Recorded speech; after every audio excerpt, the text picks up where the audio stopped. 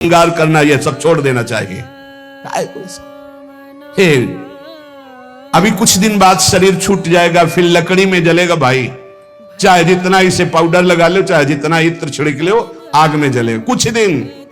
बोले कुछ दिन क्यों, अभी तो हम 30-40 साल ऐसे निकल गए ऐसे। अब पता नहीं 30-40 साल है कि नहीं है, ऐसे निकल जाएंगे। ब्रह्मा जी के यहां कमल की पंखुड़ी में जितने में सुई छेदो उतने में 1 वर्ष हो गया। अपने 100 वर्ष कितने हुए, 112 से। विषय से आपको खुद निर्वाह करना है, कोई दूसरा निर्वाह करने वाला नहीं, दूसरे को सफाई देने की जरूरत नहीं। तीसरी बात, पहला है शरीर का श्रृंगार, दूसरा है स्त्रियों से संसर्ग, संभाषण, बातचीत आदि आदि। तीसरा है पौष्टिक और स्वादिष्ट भोजन। ये महान भयंकर हैं 3 बातें जो साधक को नष्ट कर देती है।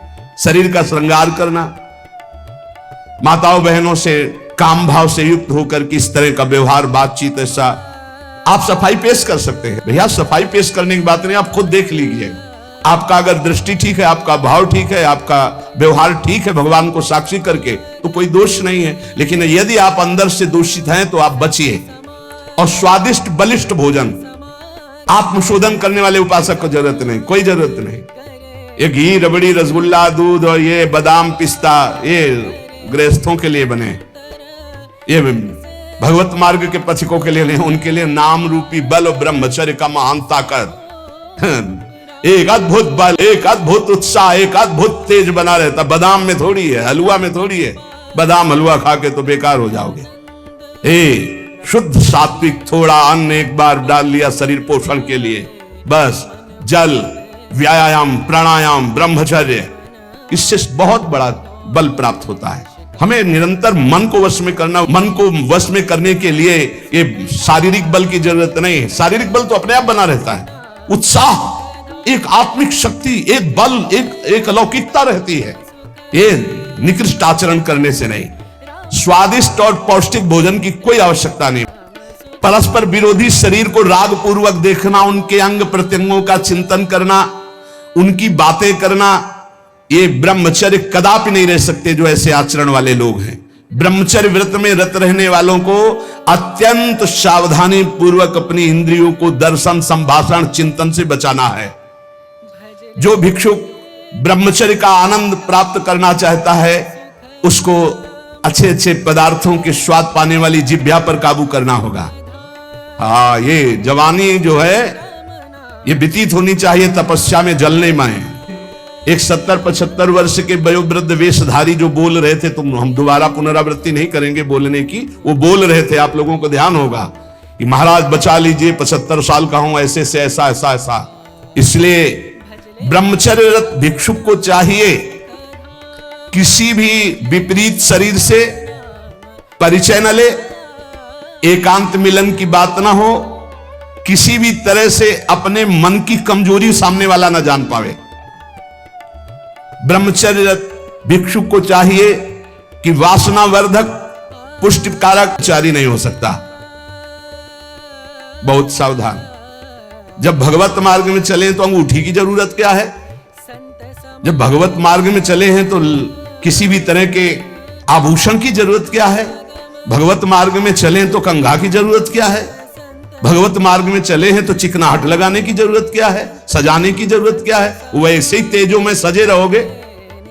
2 ही प्रकार से भगवत मार्ग में रहने वालों की पद्धति है, या तो पूरे बाल मुड़वा दे या पूरे बाल रखे 10-20 वर्ष बनाए रखो फिर मुड़वा दो, या पूरे जीवन बनाए रखो, और या फिर 2-2 महीने 4-4 महीने के नियम में उनका मुंडन कराते रहो। ये कंघा लगाना, ये सेटिंग करना, फिटिंग कर, ये सब नहीं है। बांध लगोटा बचा के इंद्रिय कभी न देखा पर नारी, और भिक्षा के टुकड़े खा करके चढ़ी परमार्थ की तैयारी। आंख तब वो ब्रह्मचर्य लगना चाहिए कि ब्रह्मचारी जा रहा है। ये पानी से शुद्ध हो जाओगे, पानी से केवल, जैसा घी लगता है ऐसा पानी लगेगा। प्राणवायु का संशोधन करके प्राणायाम कह नहीं रहा है। हफ्ता भर भोजन नहीं मिला, गंगा जल से काम चलता रहा। जब कभी कहीं मिल गया तो फिर 30-35। हाँ, एक बार एक गंगा किनारे एक कुटी थी, तो राधे श्याम झोपड़ी थी, वयोवृद्ध संत निकले। आओ आओ, हम जानते हैं गंगा किनारे भ्रमण करने वालों की क्या दशा होती, क्योंकि गंगा किनारे भूखे हो गए। हाँ महाराज, कई दिन से नहीं मिला। हो गए होंगे 8-10 दिन। बोले बैठो, कोई त्योहार था, गांव से गए, पूरी कचौड़ी मांग के लाए। आप सही मानो इतनी पूरी लाके ऐसे रख दी, 2-4 ऐसे सब्जी के टुकड़े होंगे भिक्षा में जैसे। हमें यह भी ध्यान नहीं रहा कि इनके लिए पूछे। पूरा राधेश्याम जब पा चुके गंगा जल, हमका महाराज आप, बोले हमें पता है, हम शाम के फिर ले आएंगे। बोले हमें पता गंगा किनारे कैसे होते, क्योंकि फिर पता नहीं कई दिन में मिले और कई दिन बाद मिला था। और कभी गैस की गोली थोड़ी कि गैस में कुछ नहीं, गंगा जल औछा आए। 2 बजे उठे, छत में चले गए, 3 बजे तक दंड बैठक व्यायाम प्राणायाम करके एकदम फुर्सत पाए। सत्संग में ऐसे बैठे ब्रह्मचारी, मतलब आग, ब्रह्मचर्य मतलब आग, आप सच्ची समझो आग।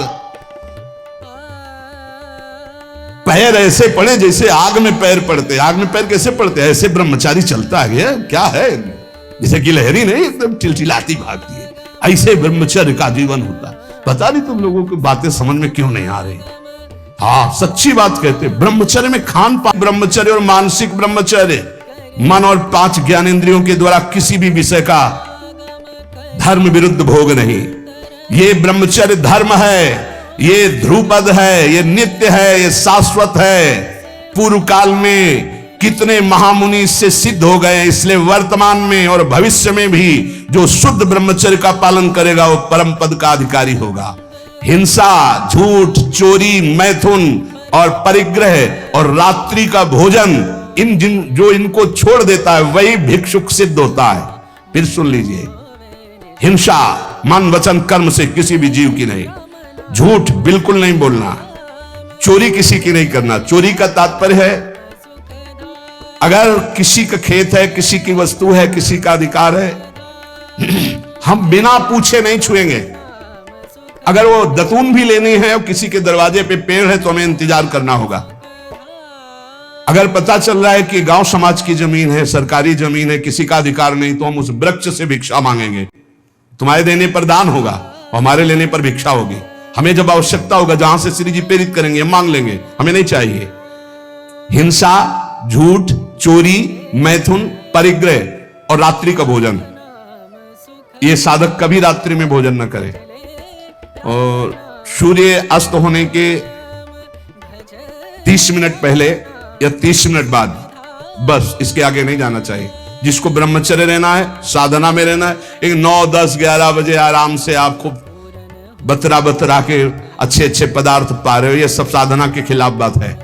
अगर इस समय भोजन नहीं होता, 4, 5, 6 मतलब 7, बहुत अधिक 7:30, 8, इसके आगे नहीं।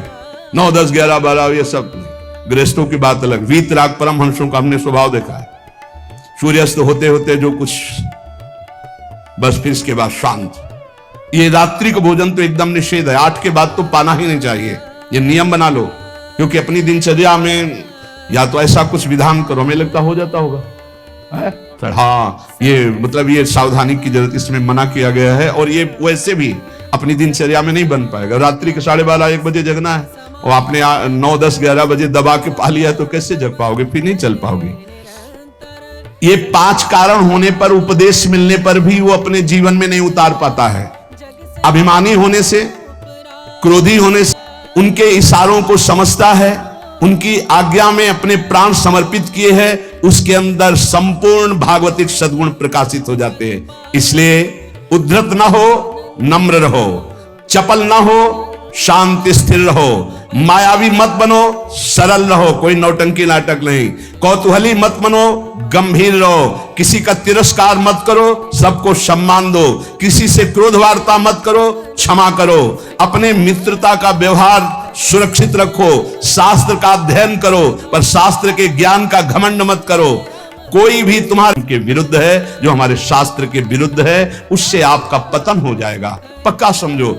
बहुत बड़ा प्रभाव होता है सात्विक आहार, सात्विक भेष, सात्विक चिंतन, इससे बहुत उन्नति होती है। और असात्विक आहार, असात्विक भेष, असात्विक मनमाने आचरण, इनसे बहुत पतन हो जाता है। इतना पतन हो जाता है, आप सोचो, जिन माता पिता परिवार को प्राणों से अधिक प्यार किया जाता है, बुद्धि भ्रष्ट हो जाती है, काम से पीड़ित होकर वो अपने परिवार के गले काट देता है, भाग जाता है दूसरे पुरुष के साथ या दूसरी स्त्री।